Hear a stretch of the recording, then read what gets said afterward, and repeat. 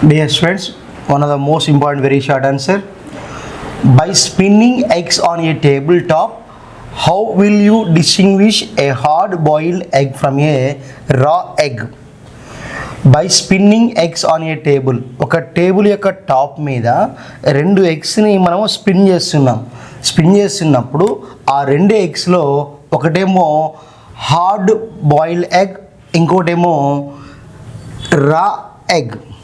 So ఇక్కడ మనకి hard boiled egg, so దాన్ని మనం ఏమంటాం, ఉడకబెట్టిన అని అంటాం. ఓకే, సో నెక్స్ట్ రా ఎగ్ అంటున్నాం. రా ఎగ్ అంటే మనకి అన్బాయిల్డ్, ఉడకబెట్టినటువంటిది. ఓకేనా? సో ఇక్కడ మనకి ఏవైతే ఉన్నాయో హార్డ్ బాయిల్డ్ ఎగ్, రా ఎగ్ తీసుకున్నప్పుడు టేబుల్ మీద మనము స్పిన్ చేస్తున్నాం అనుకుందాం. ఇదేమో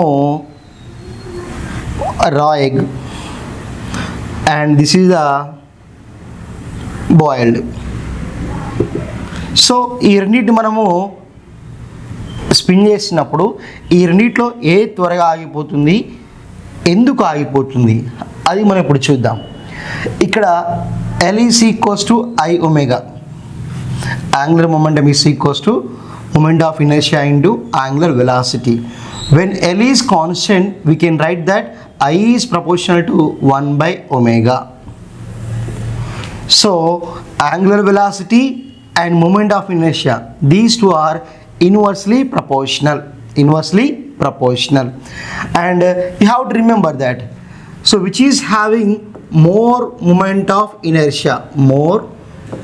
of inertia, ఏ ఎగ్ అయితే ఏ బాడీకి అయితే మూమెంట్ ఆఫ్ ఇనర్షియా ఎక్కువ ఉంటుందో దానికి less angular velocity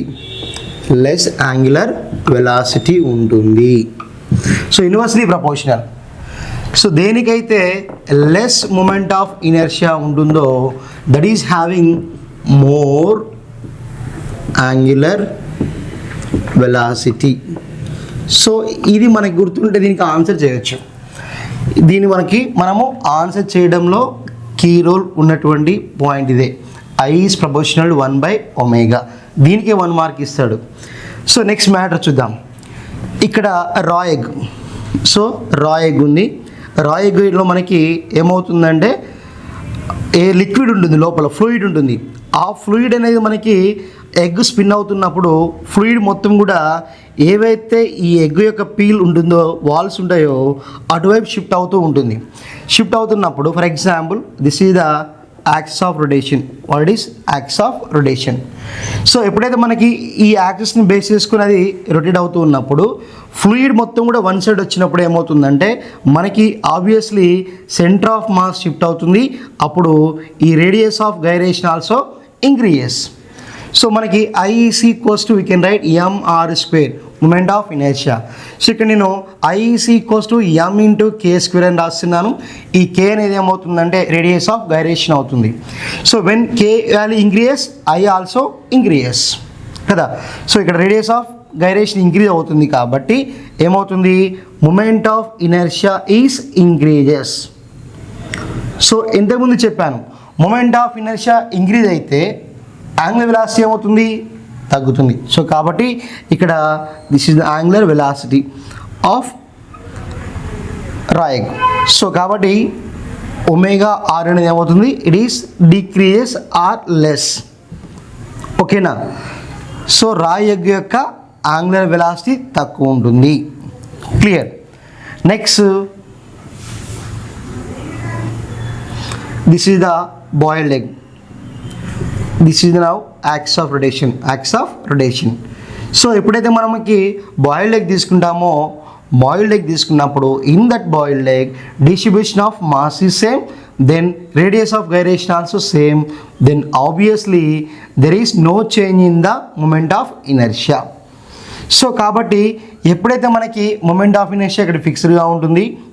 so and almost all compare to this one, ఏవైతే మనకి రా ఎగ్ ఉందో రా ఎగ్తో బాయిల్డ్ ఎగ్ని కంపేర్ చేసినప్పుడు దాని యొక్క moment of inertia, boiled egg యొక్క మూమెంట్ ఆఫ్ ఇనర్షియా అనేది it is less than the moment of inertia of raw egg. Clear.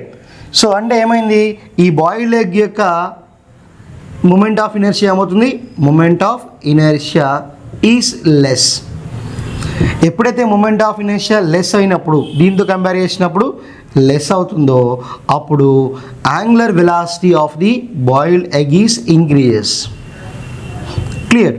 So simply what is the condition here, IB moment of inertia of boiled egg is less than IR moment of inertia of the raw egg.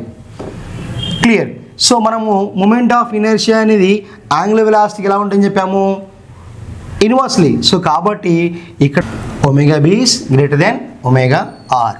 So అంటే ఏవైతే మనకి boiled egg ఉందో ఆ boiled యొక్క angular velocity ఎక్కువగా ఉంది, దీని యొక్క యాంగులర్ వెలాసిటీ ఎక్కువ ఉంది కాబట్టి that should be rotates for more time.